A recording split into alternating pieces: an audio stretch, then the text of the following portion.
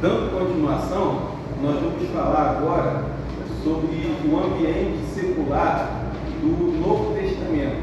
E aí, vamos abrir lá em João 19 ao 22. Quem abrir pode ler. E depois uma outra pessoa lê também Mateus 27, 46. João 19. João 19. Perdi. Do 19 ao 22, depois de Mateus 27, 46. 19, do 19 a 22. Isso. Mateus 27, 46. 46? É. Quem achou pode ler. 27 e 46? Isso. Por volta das 3 horas da tarde, Jesus bradou em alta voz: perdoai-me ao Lama significa: meu Deus, por que me abandonaste? João 19, do 19 ao 22. Então aí está aquele texto que a gente mencionou. E Mateus 27, 46.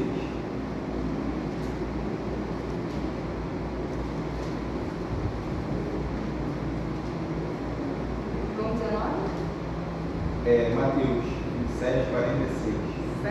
João 19, do 19 ao 22. Mateus diz: e perto da hora nona exclamou Jesus em alta voz, dizendo: Eli, Eli, lama sabachthani, isto é, Deus meu, por que me desamparaste? Isso foram os dois textos, né, que mencionam esse que é Hebreu e também de Mateus 27, 46. Agora alguém abre para a gente 1 Coríntios 9, 24 ao 27. 9, do 24 ao 27. Pode ler? Pode ler. Vocês não sabem que numa corrida todos competem, mas apenas um no emprego? Portanto, corram para vencer. O atleta precisa ser disciplinado sobre todos os aspectos. Ele se esforça para ganhar o prêmio merecido. Nós, porém, o fazemos para ganhar o prêmio eterno. Por isso, não cumprimos seu objetivo e nem muito com quem nós vamos lá. Disciplina o corpo como um atleta, treinando para fazer o que deve. De modo que, depois de ter entregado a outros, eu mesmo não seja desqualificado. Paulo vai falar aí, ele usa as corridas do seu tempo, 1 Coríntios 9, 24 ao 27, para falar a respeito da nossa carreira espiritual. Por quê? Porque naquela época de Jesus já haviam Olimpíadas. As Olimpíadas, elas foram criadas, ela foi criada pelos gregos. Então o apóstolo Paulo já retrata essa corrida, né, que havia nos estádios. Já eram as Olimpíadas da época. 1 Coríntios 9, do 24 ao 27. Como é que era o Império Romano? Nós falamos o seguinte, que no Império Grego, a língua grega, ela unificou o Império, porque em todas as partes do mundo se falava o grego. Depois que o Império Romano assumiu, o latim já não foi tão difundido. Até nas ruas de Roma se falava grego. Então, o idioma mundialmente falado era o grego. E aí, qual foi a contribuição do Império Romano para o Evangelho? O Império Romano foi um império que construiu estradas que ligavam todas as regiões. Estradas que eram construídas o mais retas possível, né? Naquela época não tinha carro, mas tinha as carruagens, as carroças, que precisavam de estradas bem planas. Então, o Império Romano estruturou toda aquela região ali da Ásia, África, Europa, e permitiu que as viagens missionárias. Então, olha como é que Deus é sábio. Por que Jesus veio exatamente naquela época?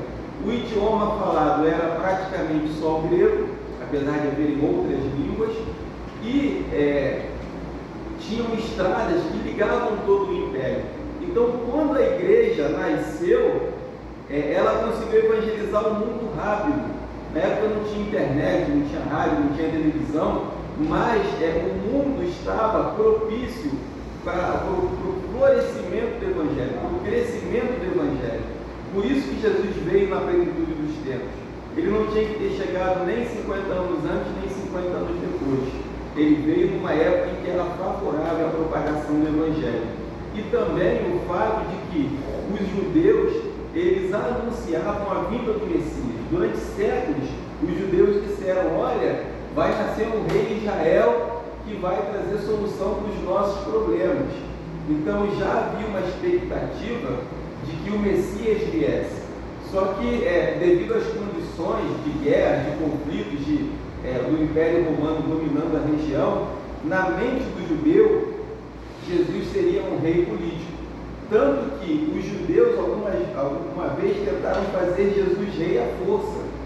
Queriam que ele se tornasse um rei político. Mas Jesus ele foi bem claro quando ele disse: o meu reino não é desse mundo. O próprio Pilatos, quando vai interrogar Jesus antes da sua morte, você vê que a preocupação deles era política. Ele pergunta: você é rei dos judeus? Porque a preocupação deles era que alguém tomasse o lugar, que assumisse o controle da região. Uma região tensa, de vários conflitos. E aí Jesus fala para Pilatos: olha, o meu reino não é desse mundo. Se meu reino fosse desse mundo, os meus súditos lutariam por mim, não teria sido entregue nas tuas mãos. E aí Pilatos fica com medo, porque ele sabia que havia algo diferente em Jesus, mas ele não sabia explicar o quê. E Jesus, quando veio a esse mundo, ele estava preocupado em conquistar corações.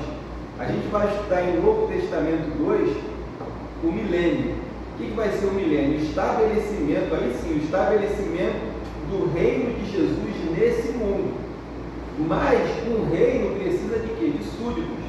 Já viu um rei governar sozinho? Não, ele tem que ter súditos. Então, no primeiro momento, quando Jesus veio, ele não veio para estabelecer e conquistar territórios. Ele veio para conquistar corações. Ele veio para conquistar almas. Esse foi o objetivo de Jesus. Ele não estava preocupado, como ele mesmo falou: olha, as aves do céu têm ninhos, mas eu não tenho onde reclinar a cabeça, eu durmo um relento. Você quer me seguir? Ele falou isso para um discípulo, que queria segui-lo. E aí ele fala: olha, você quer me seguir? A proposta é essa: você vai dormir no relento, não pensa que você vai ter boa vida, não. Então o reino de Deus, no primeiro momento, foi para conquistar vidas, destruir as obras do diabo. E aí, no segundo momento, a gente vai estudar isso em Novo Testamento 2, Jesus vem para estabelecer o seu reino nesse mundo. E aí, como a própria palavra de Deus diz, o reino de Deus está dentro de nós. O reino de Deus está dentro de nós, nesse momento. Um dia todo mundo vai ver, mas nesse momento o reino de Deus está dentro de nós. E aí, quando a gente fala desse período lá que Jesus viveu, essas estradas construídas pelo Império Romano, elas eram muito usadas, eram muito conhecidas. E Jesus conta algumas parábolas falando dessas estradas. Por exemplo, a parábola do bom samaritano. Vamos ler? Está lá em Lucas 10, de 30 ao 37.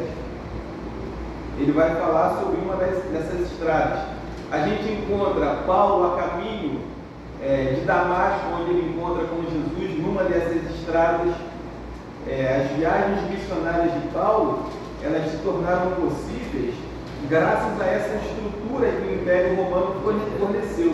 Agora, a gente vai ler nessa parábola aqui que essas estradas elas eram extremamente perigosas, porque haviam muitos ladrões. E nessas estradas, aqueles que eram ricos, eles procuravam se hospedar na casa de conhecidos, porque as viagens eram feitas ou a pé ou a cavalo, só que a maioria da população viajava a pé, não tinha condições de ter um animal, muito menos uma carruagem. Então as viagens levavam dias, levavam semanas, e quem tinha conhecidos, vamos dizer assim, amigos, se hospedava na casa desses amigos, porque as hospedarias ao longo dessas estradas haviam hospedarias, mas elas não eram hospedarias limpas, não era um hotel 5 estrelas. E na parábola do bom samaritano, a gente vê que ele pega esse homem ferido e coloca numa hospedaria. Então, nos tempos de Jesus, quem trafegava nessas estradas pelo Império, que ia para Síria, Jerusalém, Alexandria, ficava ali naquela região ali, às vezes utilizavam essas estradas. Mas vamos ler lá Lucas, capítulo 10, do 30 ao 37. Quem achou pode ler. E respondendo Jesus, disse: Desci um ano de Jerusalém para Jericó, e caiu nas mãos dos salteadores, os quais despojaram e, espancando, se retiraram, deixando-o meio morto. E ocasionalmente descia pelo mesmo caminho certo sacerdote, e vendo-o, passou de largo. De igual modo também um levita, chegando àquele lugar, vendo-o, passou de largo. Mas um samaritano que ia de viagem chegou ao pé dele e, vendo, moveu-se de íntima compaixão. E, aproximando-se, atou-lhe as feridas, deitando-lhes azeite e vinho, e pondo sobre a sua cavalgadura, levou-o para uma estalagem e cuidou dele. E, partindo ao outro dia, tirou 2 dinheiros e deu-os ao hospedeiro. E disse-lhe: Cuida dele, e tudo que demais gastares eu te pagarei quando voltar. Qual, pois, destes 3 te parece que foi o próximo daquele que caiu nas mãos dos salteadores? E ele disse: O que usou de misericórdia para com ele. Disse, pois, Jesus: Vai e faz da mesma maneira. Quer dizer, as estradas, elas eram perigosas, porque haviam muitos ladrões nos tempos de Jesus. E ele citou, inclusive, essa realidade violenta da época para ilustrar alguns dos seus ensinamentos.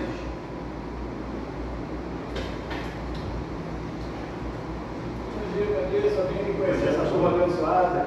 Bom dia, Tenha paz, amém. Pastor Zé Cláudio, semana que vem vai estar com vocês com o Velho Testamento. A gente vai dividir essas aulas durante esse início aí. Jesus, por exemplo, quando foi falar da sua vinda, ele usa o exemplo que era muito comum na época. Ele diz assim: olha, o filho do homem virá como um ladrão. Se o pai de família soubesse a que horas o ladrão viria, vigiaria e não deixaria que o ladrão entrasse na sua casa, porque os ladrões estavam nas estradas, invadiam as residências. E aí Jesus cita esse exemplo para falar da sua vida. Vocês precisam estar vigilantes, porque eu posso vir como um ladrão a qualquer momento. E nessa parábola aqui do bom samaritano, ele vai falar de um homem, que estava percorrendo esse trajeto aqui, de Jerusalém para Jericó. Está aqui no mapa. Pode passar isso daqui. Era a Palestina no Novo Testamento, com as cidades aí que a gente conhece. E ali, naquela estrada, aquele homem cai na mão de salteadores que não se contentaram só em roubar, mas eles mataram também. Eles feriram aquele homem a ponto de quase deixá-lo morto. E os religiosos da época, os santos da época, que se opuseram a Jesus, que se achavam os donos da verdade, os filhos de Abraão, se diziam filhos de Abraão, passaram por aquele homem caído na estrada e não tiveram a mínima compaixão de ajudar, sabendo que ele havia sido vítima de ladrões. Enquanto que alguém, um samaritano, que não era considerado do povo de Deus, tanto que Jesus tem aquele diálogo com a mulher samaritana, aonde a mulher diz assim para ele: olha, os seus pais dizem que a gente deve adorar em Jerusalém, os nossos pais dizem que a adoração é em outro lugar. E aí? Então havia uma divergência entre samaritanos e judeus.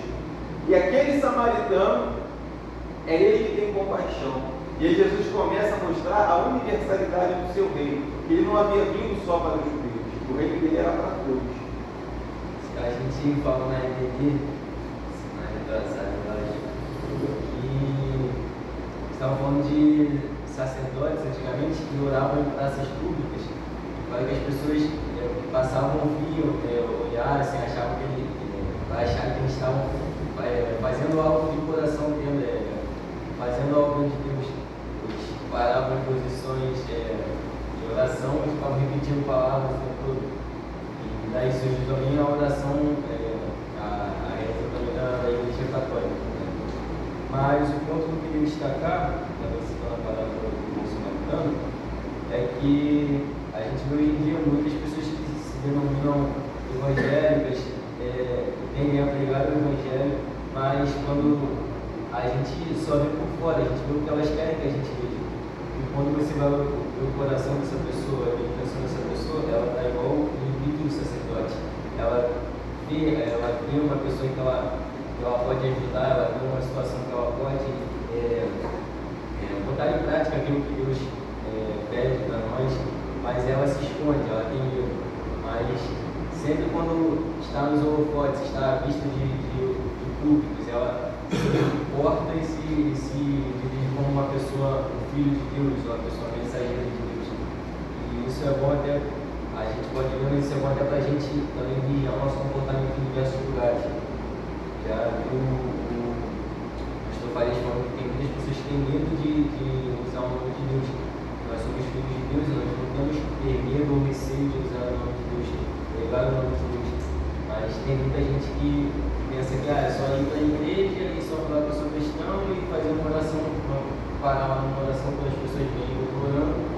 E não. O que importa mais para Deus é o que você está fazendo no seu coração, o que você faz de bom grado, o que você faz com a sua intenção sem receber algo de troca.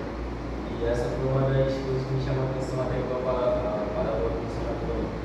E uma coisa que eu queria destacar, aproveitando esse gancho aí, é o seguinte: tem um texto do Novo Testamento que traz o esclarecimento, é lá em 2 Coríntios, eu vou confirmar aqui, ou em Romanos, que fala, né, que aqueles que sem lei pecaram, sem lei serão julgados. Ou seja, como é que vai ser o julgamento de Deus para quem nunca ouviu falar de Jesus? Para aquele índio que está lá numa tribo longínqua, que morreu sem ter ouvido falar do Evangelho. O Novo Testamento traz luz para isso, quando fala de Cornélio, que a Bíblia diz assim, que Pedro tem uma visão e ele vê descer do céu num lençol animais imundos, e aí diz assim, Deus diz assim para ele, pega e come. E ele diz, como é que eu vou comer se eu nunca coloquei nada impuro na minha boca? E aí Deus diz assim, não faça impuro aquilo que Deus santificou. Mas Deus estava mostrando ali para ele, não era comida, mas era o relacionamento que Pedro tinha que ter com os gentios. Porque era uma dificuldade que Pedro tinha, tanta dificuldade que Paulo diz o seguinte, que quando Pedro estava na companhia dos gentios, ele agia normal, já como apóstolo. Mas quando os judeus chegavam, ele se afastava, tipo assim, eu sou mais desse grupo aqui do que desse aqui. Quando a Bíblia deixa bem claro que o Evangelho é para todos. Aí Paulo diz assim, eu resisti a Pedro na cara, porque ele se tornou repreensível. Então, aqui que a Bíblia fala sobre Cornélio, Pedro teve essa visão e aí Deus diz assim, vai até Cornélio, não recebe Cornélio, porque as orações que ele tem feito e o jejum subiram até o céu. E da mesma forma Deus fala para Cornélio o seguinte, olha, vai até um homem chamado Pedro, porque ele vai te esclarecer a respeito do reino de Deus, do que você deve fazer. Então, o que nós chegamos à conclusão? Deus, o nosso Deus, não é o Deus só dos crentes, não é o Deus só do cristão. O nosso Deus é o Deus do ser humano. E aonde tiver uma pessoa com um coração sincero e com anseio de ouvir o Evangelho, Deus vai se revelar àquela pessoa. A gente tem relatos de missionários que vão para países onde o Evangelho é proibido, que eles não podem nem dizer que são missionários, e Deus se revela a eles em sonho, Jesus aparece a eles em sonho, e fala, olha, procura fulano de tal que ele vai te esclarecer a respeito do Evangelho. Muitos relatos nesse sentido. Tem um relato histórico falando a respeito de uma tribo, isso deve ser relatado no livro do Fator Melquisedeque, aonde um cacique dos índios, ele resolve abolir a adoração ao sol, à lua, né? Aqueles deuses que os índios têm, e ele chega para a tribo indígena, onde ele era cacique, e diz assim, agora a gente vai adorar o único Deus criador dos céus e da terra. O Espírito Santo se revelou a ele. E aí, quando os missionários chegam naquela tribo, os índios, quando recebem a mensagem do Evangelho, eles dizem assim, poxa, viveu um cacique antes de vocês chegarem, ele já morreu. Porque ele falava disso com a gente, que vocês estão falando aqui. Ele sonhava com isso, ele falava sobre esse único Deus que vocês estão apresentando a gente, mas ele morreu. Mas foi salvo, porque o Espírito Santo se revelou e ele, pela fé, aboliu aquela religião pagã que os ímpios tinham e começou a adorar como único Deus. Então, Deus é o Deus do ser humano. O Novo Testamento deixa isso bem claro. Quando fala, por exemplo, a Pedro que recebesse a Cornélio, porque apesar de Cornélio ser um sem noção, não ter a menor ideia de quem era Jesus e que era o Evangelho, mas as orações e as esmolas que ele fazia chegaram até Deus. Então hoje eu acredito que tem muita gente que está fora da igreja por ignorância, porque ainda não teve a oportunidade, mas que Deus já está de olho, vai salvá-lo, já salvou, e é só questão de tempo até essa pessoa chegar nas nossas igrejas, porque Deus vai se revelar. E ali na parábola do bom samaritano nós encontramos esse homem que não era tido como parte do povo de Deus, fazendo algo que o povo que se dizia de Deus não fazia. Então a gente não pode julgar, né? Porque só Deus conhece o coração. E aí eu queria ler mais um texto com vocês, Atos, capítulo 27, que vai falar sobre essas viagens de Paulo.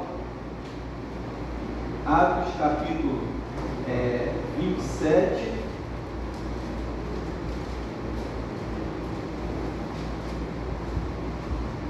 versículo 6. Vamos fazer uma leitura alternada. O irmão Maurício vai começar com o capítulo Atos de 27, 6. Essas viagens de navio, esses navios eles eram a vela, né? Era a tecnologia da época, mas também eles eram, principalmente os navios de guerra, haviam remos nesses navios para caso de emergência, eles usariam os remos. E esses remos, eles eram usados pelos escravos. Quem eram os escravos do tempo de Jesus? Nós conhecemos a história recente da escravidão dos negros africanos.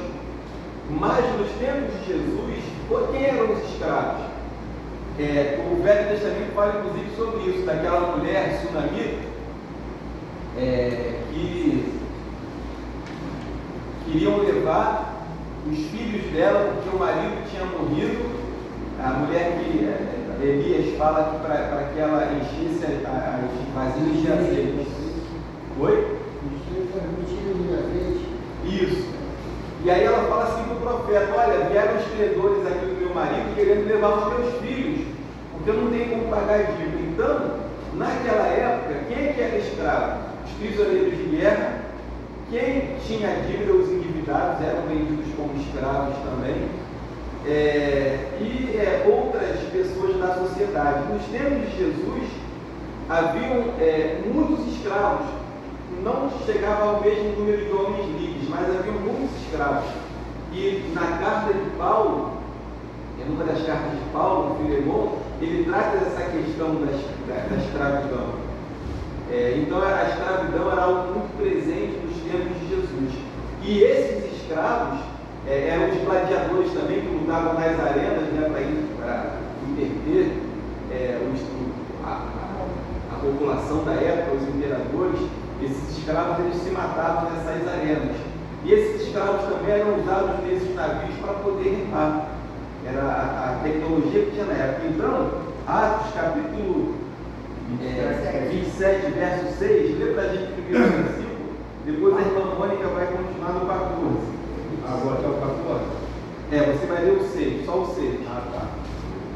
Achando ali um centurião navio de Alexandria, que navegava para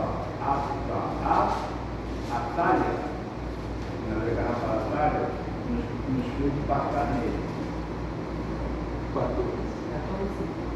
Mas não muito depois deu nela um pé de vento chamado Euroquiló. Isso, 15.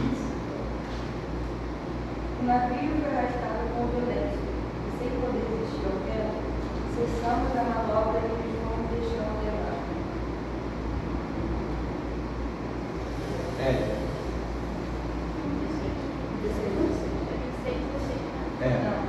27.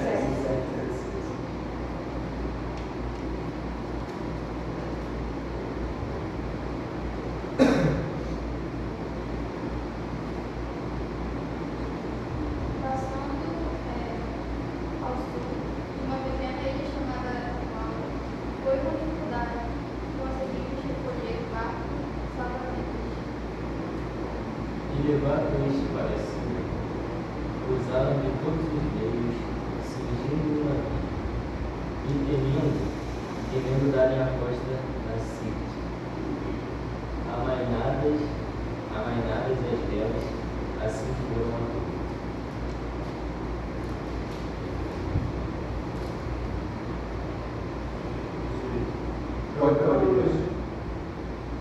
Andando nos agitados por uma veemente tempestade, no dia seguinte, aliviaram o navio. Manuel. 19. E ao terceiro dia, nós mesmos, com as nossas próprias mãos, lançamos ao mar e a armação do navio. Como passavam muitos dias sem que o sol e as estrelas aparecessem e a tempestade continuava a bater-se sobre nós, finalmente perdemos toda a esperança de nos salvarmos. E havendo já muito que se não comia, então Paulo, pondo-se em pé no meio deles, disse: fora na verdade razoável, ó varões, ter-me ouvido a mim, e não partir de Creta, e assim evitariam este incômodo e esta pressão. Mas agora, peço que tenham coragem. Ninguém vai morrer. Vamos perder somente o navio. Porque esta mesma noite, o anjo de Deus, que eu sou e a quem sirvo, esteve comigo. Dizendo: Paulo, não temas, importa que sejas apresentado a céu, e este constituiu todos quantos me andaram comigo. Portanto, ó senhores, tende bom ânimo, porque creio em Deus que há de acontecer, assim como a mim me foi dito. Então, o que acontece? No Novo Testamento, as cargas mais valiosas elas eram levadas via marítimo, porque as estradas eram perigosas. Havia muitos salteadores nas estradas que roubavam os que passavam e as cargas também. Então, essas mercadorias mais valiosas elas eram transportadas pelo mar. E o império se comunicava via marítimo. Então, Paulo fez várias dessas viagens missionárias por navio e experimentou aí esse naufrágio, né, que aconteceu numa das suas viagens. E agora, vocês não precisam abrir, mas eu vou ler aqui para vocês. Mateus 23 diz assim, 22. E tendo acordado com os trabalhadores 1 denário por dia, mandou-os para a sua vinha. E ele, subindo perto da hora terceira, viu outros que estavam ociosos na praça, e disse: Deside vós também para a vinha, e dar-vos-ei o que for justo, e foram pelo mesmo caminho. Agora o versículo, capítulo 23, versículo 7 de Mateus, falando dos fariseus, né? Versículo 7, que eles amam as saudações nas praças e os serem chamados de mestres pelos homens. E agora Marcos 6, 56.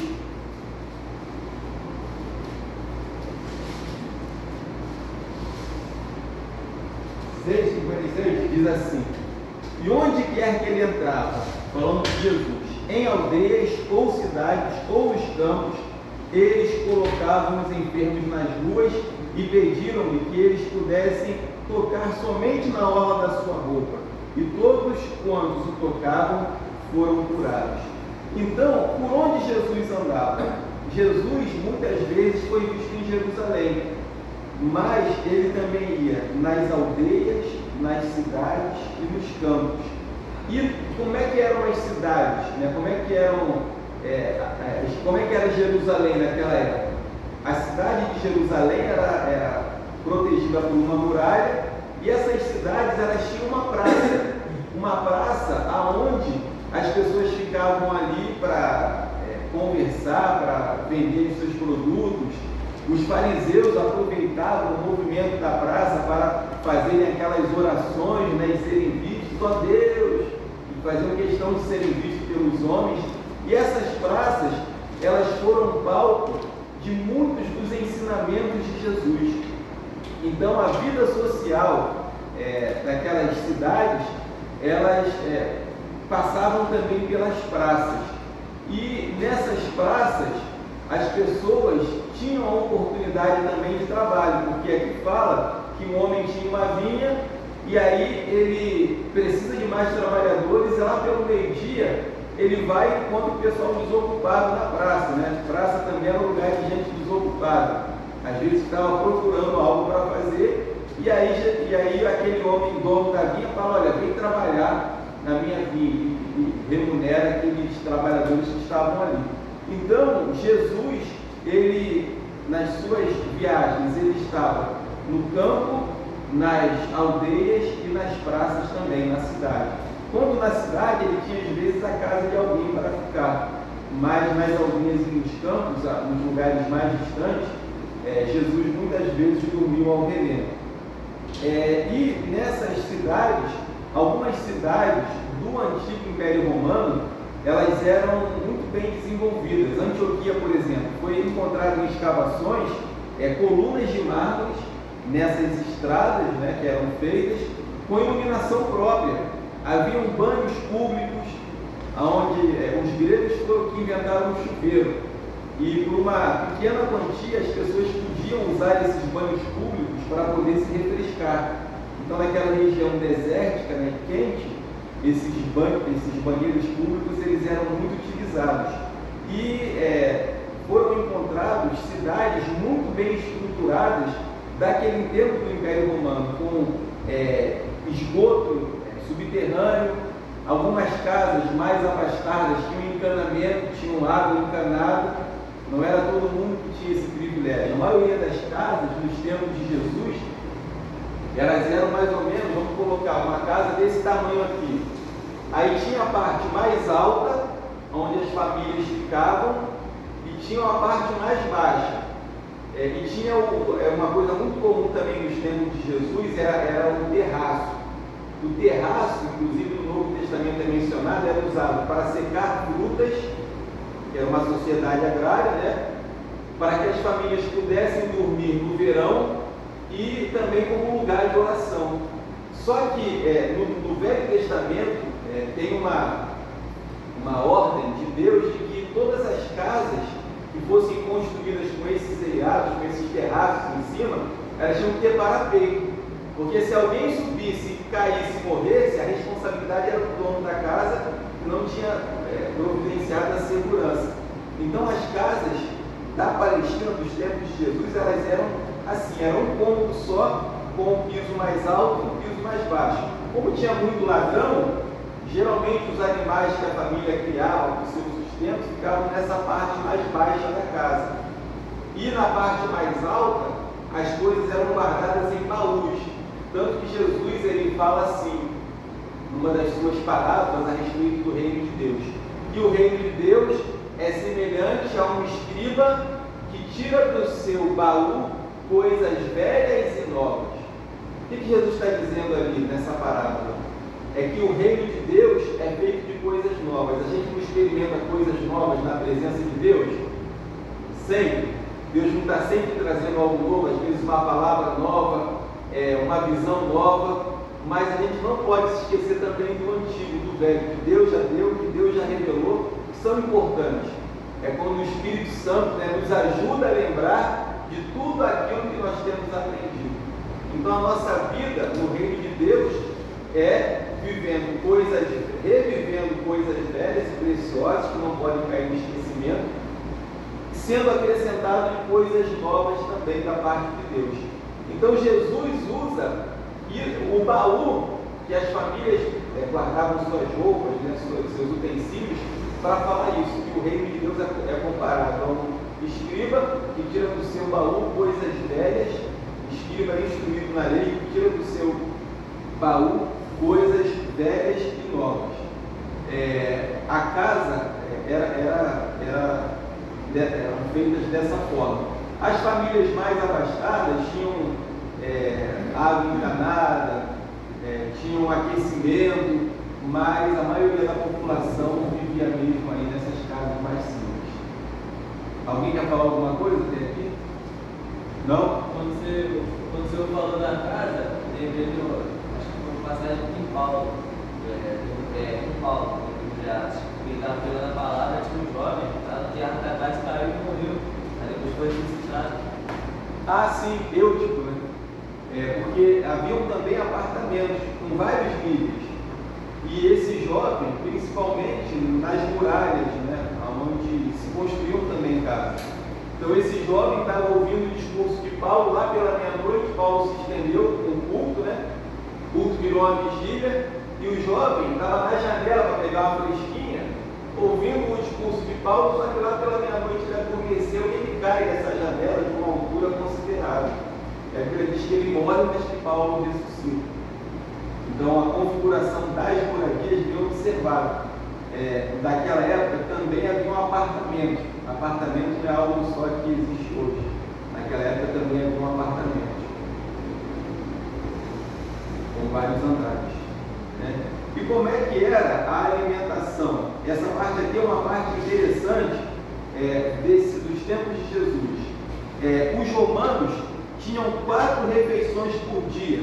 A dieta de um indivíduo consistia em pão, mingau de aveia, sopa de lentilhas, que é muito parecido com o nosso feijão, leite de cabra, queijo, verduras, frutas, azeitonas, tocinho defumado, linguiça, peixe e vinho diluído em água. Já os judeus, eles tinham apenas 2 refeições diárias, básicas. Eram 2 refeições. Os judeus faziam 2 refeições, uma ao meio-dia e outra à noite. A dieta do judeu consistia principalmente de frutas e legumes, carne assada ou cozida. Usualmente era reservado para os dias de festas. Por quê? A carne de um animal era algo raro. Então o que o judeu comia muito? Peixe. Tanto que muitos dos discípulos e apóstolos de Jesus eram pescadores. Era carne acessível, era o peixe, porque se manter um animal já era mais caro. Uvas passas, figos, mel, tâmaras supriam adoçante, porquanto era desconhecido o açúcar.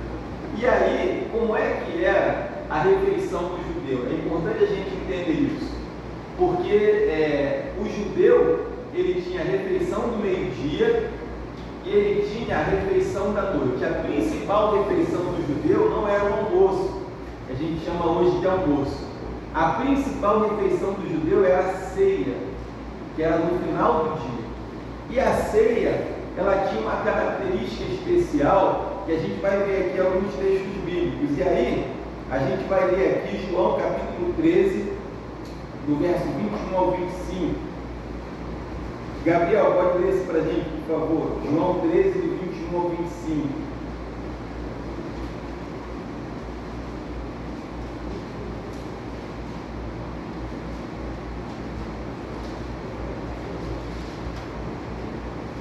Agora, 1 Coríntios 5,11. Ellen, pode ler para a gente. 1 Coríntios 5,11.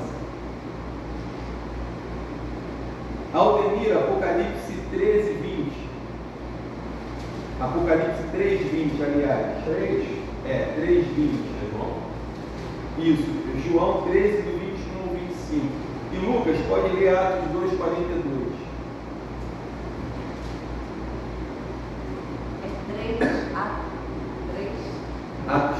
Apocalipse 3, 20. Atos 2, 42. Você falou o Lucas aí, eu ia anotar o Lucas aqui. Atos 2? Atos 2, 42. Apocalipse 3, 20. Já pode ler? Vai começar pelo Gabriel, João 13, do 21 ao 25. Pode ler. Jesus destruiu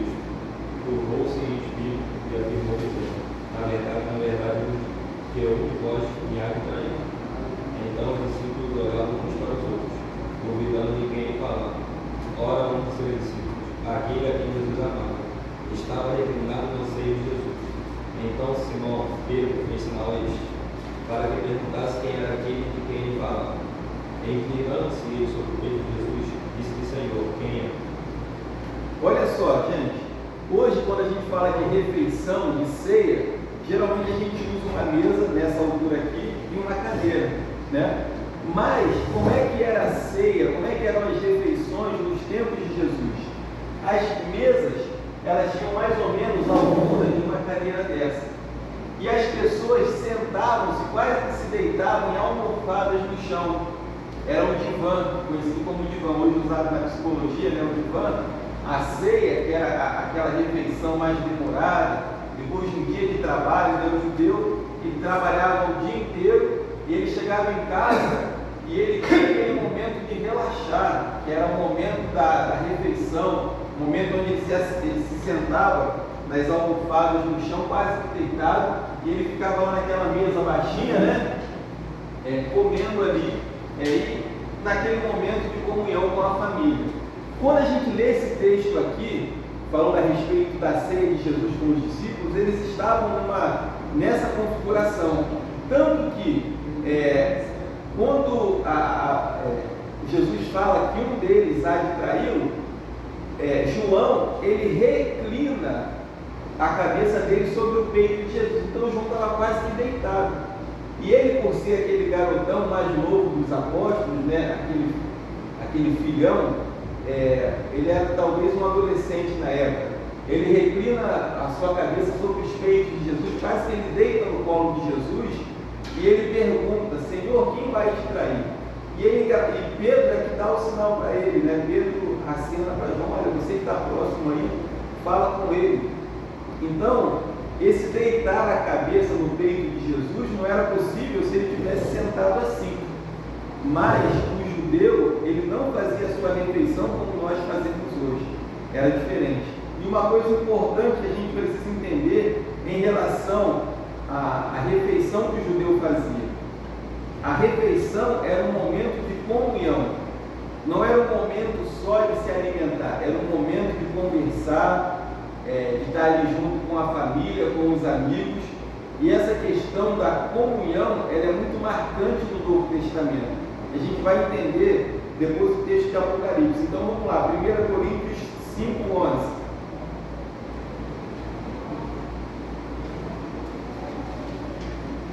Quem ficou com esse texto pode ler. 1 Coríntios 5:11. Mas agora estou escrevendo, não devem associar-se com qualquer, que, dizendo-se irmão, seja imoral, avarento, idólatra, caluniador, alcoólatra ou ladrão. Com tais pessoas, vocês nem devem comer. Olha só, o que Paulo associa a você estar junto com uma pessoa, você comer com ela. E ele diz: não vos associeis com aquele irmão que, se dizendo irmão, for avarento, idólatra. E ele vai dando ali uma relação e diz: com esse nem sequer comais. Por quê? O judeu, quando ele se sentava na mesa para comer com alguém, é porque ele tinha uma relação com essa pessoa. Tanto que diz o Salmo 23: preparas uma mesa perante mim na presença dos meus inimigos. Preparar uma mesa na presença dos inimigos significava um acordo de paz, significava uma relação diplomática, porque essa questão de comer, ela era muito forte para o judeu, para a sociedade daquela época. E aí a gente entende com muita clareza Apocalipse 3:20. Quem ficou com esse texto pode ler. Eis que estou à porta e bato. Se alguém ouvir a minha voz e abrir a porta, entrarei em sua casa e com ele cearei, e ele comigo. Olha a palavra que Jesus usa: se alguém abrir a porta, entrarei, cearei. Jesus não estava falando da refeição do meio-dia, Jesus estava falando da ceia, aquele momento onde a pessoa chegava em casa e no momento íntimo com a sua família, com os seus amigos, relaxava numa almofada confortável à mesa para poder fazer aquela ceia, aquela refeição. Então, quando Jesus fala, se alguém ouvir a voz, abrir a porta, entrarei, cearei com ele e ele comigo. Jesus estava falando de um significado que a gente não consegue entender com a nossa mente ocidental, mas o oriental entende. Porque Jesus estava falando ali o seguinte: olha, eu quero ter intimidade com você, eu quero fazer parte da sua vida, eu quero estar na tua casa, eu quero estar nos seus momentos de intimidade com você, com a sua família. Então esse era o significado da ceia que Jesus fala em Apocalipse 3:20. Jesus está dizendo ali: eu quero fazer parte da sua vida, eu quero ser teu amigo. Por isso a ceia para o judeu era tão importante. E aí, como é que a igreja primitiva vivia? Atos 2:42. Louvavam a Deus por tudo e eram estimados por todos.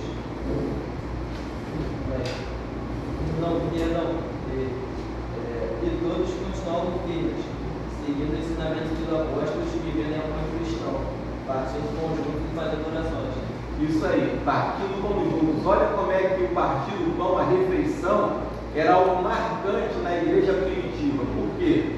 Porque era sinônimo de comunhão, era sinônimo de intimidade. Então a refeição ela tinha um significado muito forte para o judeu. E como é que eram as classes sociais dos tempos de Jesus? Que hora passou rapidinho, 11h20, temos só mais 10 minutos. Como é que eram as classes sociais nos tempos de Jesus? Alguém quer fazer alguma pergunta antes da gente passar para esse próximo tópico? Quando o senhor falou da comunhão, do apóstolo Pedro nascer, lembrei de um padre da obra de arte a ceia, não lembro quem foi escolhendo nada da missa. Aí acho que todo mundo já viu que está lá vendo Jesus com um vinho, com várias cadeiras, né? Não era assim. Os apóstolos escolheram. Era só para lembrar disso aí. Eles pintaram. Todo mundo se inspira nisso, né? Eu não sabia desse detalhe que você falou agora. Do divã, né? Porque sentava no chão, não sabia. Sim. Mas... Eu acho legal também essa parte que o apóstolo tinha na intimidade com Jesus, a ponte de deitar no colo dele.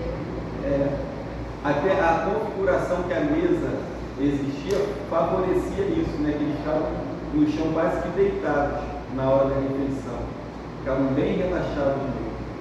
O senhor falou que João, o seu menor, seria um adolescente. Não seriam todos ali adolescentes, seguindo para a idade adulta? Ou todos eles já eram adultos? Todos eram adultos. Porque tem a passagem que Jesus fala que ele ia pagar algum imposto que só ia pagar para Pedro, se não me engano. Que os demais não pagariam.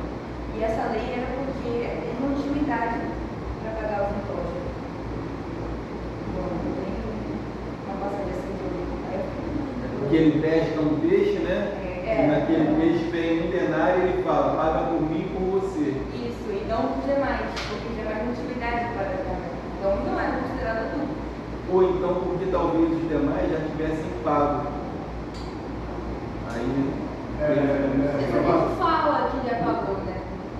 Essa passagem também não fala que eles eram de menor, então quer dizer, a Bíblia não relata se eles eram de menor ou não. Sim, mas apenas ele falou: Pedro, vai lá e pesca o peixe e paga o meu imposto e o seu, quer dizer, mas só estava Pedro e ele naquele lugar, naquele momento. E os demais não estavam junto com ele. Então não podia falar se eles eram de menor ou não. Né? E é interessante mencionar isso porque a maioridade do judeu era de 20 anos para cima. Então podia ser que além de João tivessem talvez alguns outros, talvez.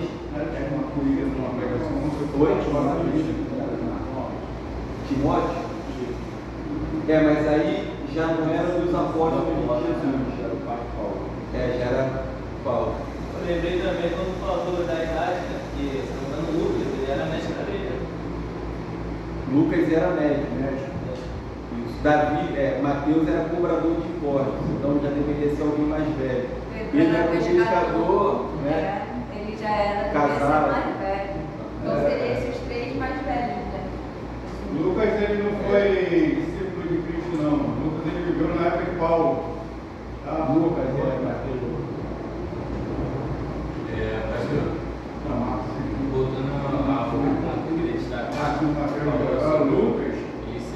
foi médico, ele visitava Paulo dentro da cadeia, ele não viveu Isso eu observei, eu gostei bastante, o que me chamou a atenção foi que a gente pensava que eles estavam ali comendo com o Rei dos Reis, comendo com o Messias, aquele digno de tudo, a imagem física da perfeição, e eles estavam, mas não estavam comendo num palácio cheio de empregados, comendo uma vasta variedade de comida, não, eles estavam na simplicidade. E isso que eu achei interessante é que mostra que Deus ele não tem essa de eu sou digno, eu não vou me dar lugar, eu não me junto com tal pessoa, eu não vou adentrar a sua casa porque sua casa é assim. Deus ele não diferencia pela classe social, pela quantidade de bens. O que importa para ele é a simplicidade, é o que o momento significa. Então, no meu entendimento, parece muito mais eles terem ceado sentados no chão, com aquela comunhão, aquela intimidade que eles tiveram, do que num palácio, maiores luxos que eles tiveram no mundo. Sim, e uma das coisas que os religiosos questionavam muito na época de Jesus é que eles diziam assim: o mestre de vocês come e bebe com publicanos e pecadores, porque eles não admitiam que Jesus tivesse nenhuma relação com essas pessoas. Publicanos e pecadores. Quem eram os pecadores? Eram aqueles judeus que não conheciam a lei, eram os helenistas, aqueles que haviam incorporado a cultura grega. E quem eram os publicanos? Eram os cobradores de impostos, onde Mateus era um deles. E aí, qual era o problema do cobrador de impostos? Por que ele era tão odiado? Porque o Império Romano fazia assim, eles faziam leilões. Olha, a gente tem essa região aqui para cobrar imposto. Quem ficar com a menor porcentagem ganha essa concessão. Então, chegava lá um cobrador de impostos e falava assim: olha, eu vou recolher os impostos e 99% do que eu recolher é de Roma e 1% fica para mim.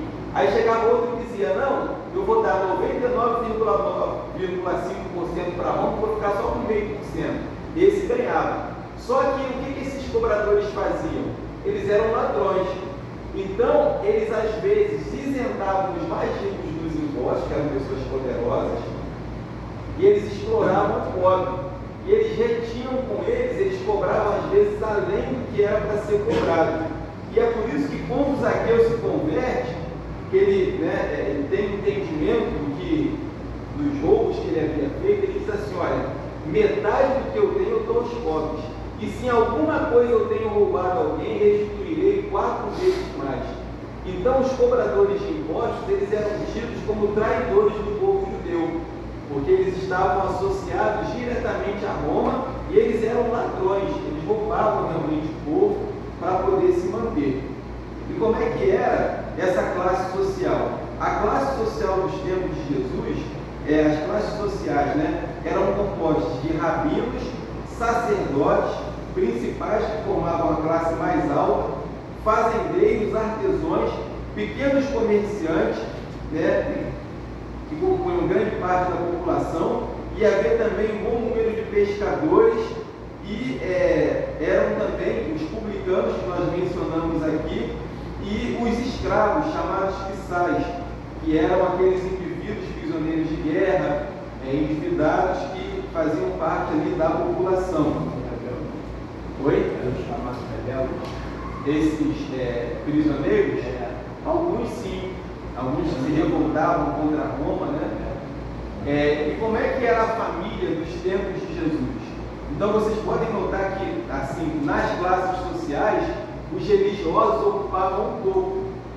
Esses religiosos, eles também exploravam a população. Não era só os publicanos, mas os religiosos. Só que os religiosos, eles eram hipócritas. Além deles quererem ser notados nas praças, fazerem longas orações, Jesus dizia assim deles: ai de vós, fariseus hipócritas, porque por pretexto de longas orações vocês devoram a casa da viúva. Quer dizer, a viúva, que já era alguém desamparado, porque na época não tinha INSS, aqueles malandrões da época chegavam lá, minha irmã, né, filha de Abraão, eu vim aqui fazer uma oração na sua casa. Chegava lá para o café da manhã. Quando dava meio-dia, ele ainda estava lá orando, né, porque queria ficar para a refeição do meio-dia. Quando era na hora da refeição da ceia, que era a refeição principal, ele ainda estava lá ainda enrolando, né, e jogando conversa fora, fazendo aquelas longas orações, e eles devoravam a casa das pessoas. Por onde eles passavam, eles comiam o que tinham. Então Jesus chama eles de hipócritas. Gafanhoto. Eles usavam a religião, para poder tirar vantagem. Aí, pastor, você falando isso aí, de explorando dentro da casa dos outros, lembrei assim na situação de quando é época de eleição, aí vem os políticos indo embora, aí fica abraçando a população. Herodes pai. Vocês lembram daquela passagem que os discípulos começam a mostrar para Jesus a beleza do templo? E aí Jesus diz assim: olha, eu digo a vocês que não ficará aqui pedra sobre pedra que não seja derribada. Esse texto mostra que Herodes, ele era um político hábil, apesar de ser sanguinário, mas ele cativou a população judaica fazendo o quê?